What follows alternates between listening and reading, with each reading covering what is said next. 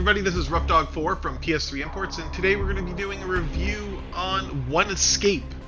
This is one of the newest Roughdawg games, and it's currently stacked on both PS4 PS5 for the Asian, North American, and Europe.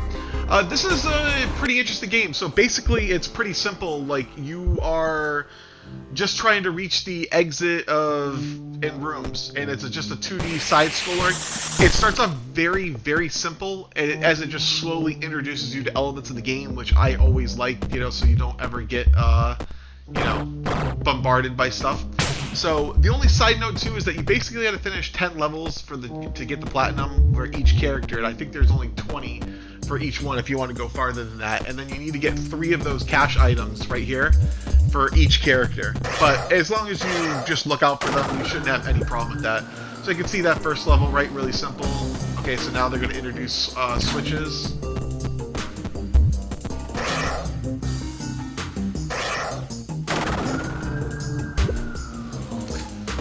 And now they're going to...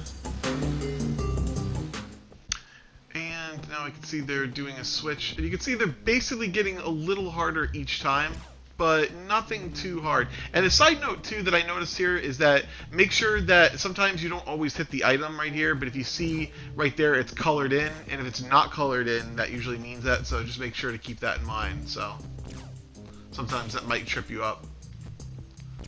So you can see right there I had to struggle a little bit to hit that, so now I can come over to the door and we can get through.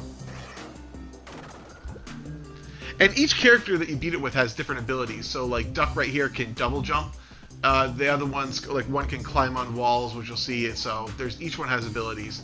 So now you can see they introduced the roaming guard, right? But if you hide in the shadows right here, you can get by it. So, and we also get key cards now. So we'll pick up the key card. And just wait for this laser to get by.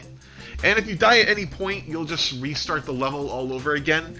But basically, each level doesn't really take much more than a minute, if not less, so you really don't lose a lot of progress on it, so you don't have to worry about it.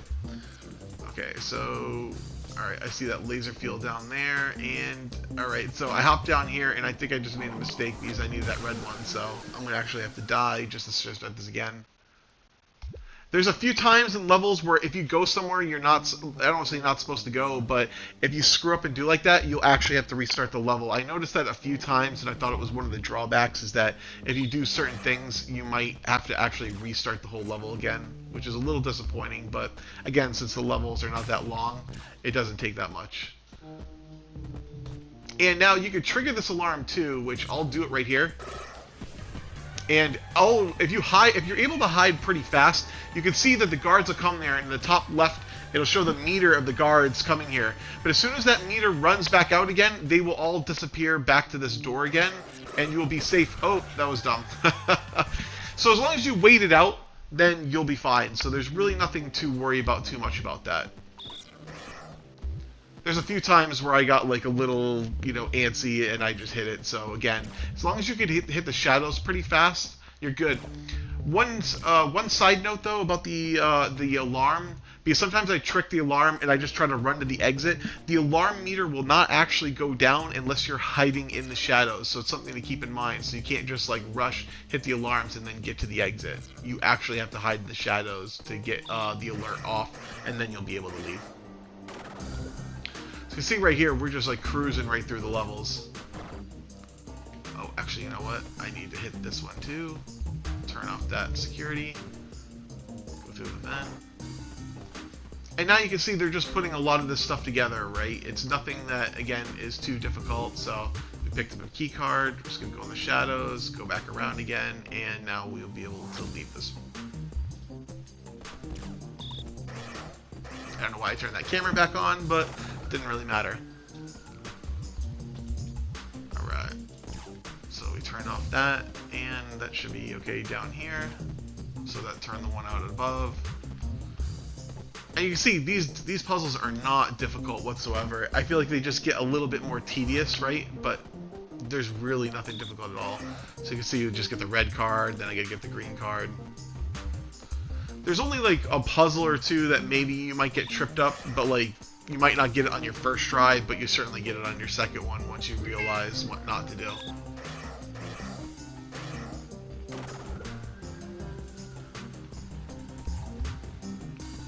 Okay, we can see that laser field turns on and off. Make sure to watch out. We can't touch that bottom one either, so come down here. I'm gonna get that red key card. Okay, now we see a green key card.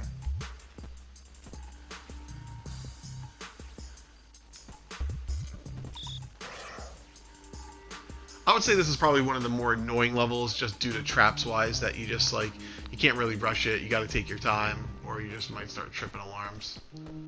Alright, so now we got the yellow key card. Or actually, you know what, that might have been the orange.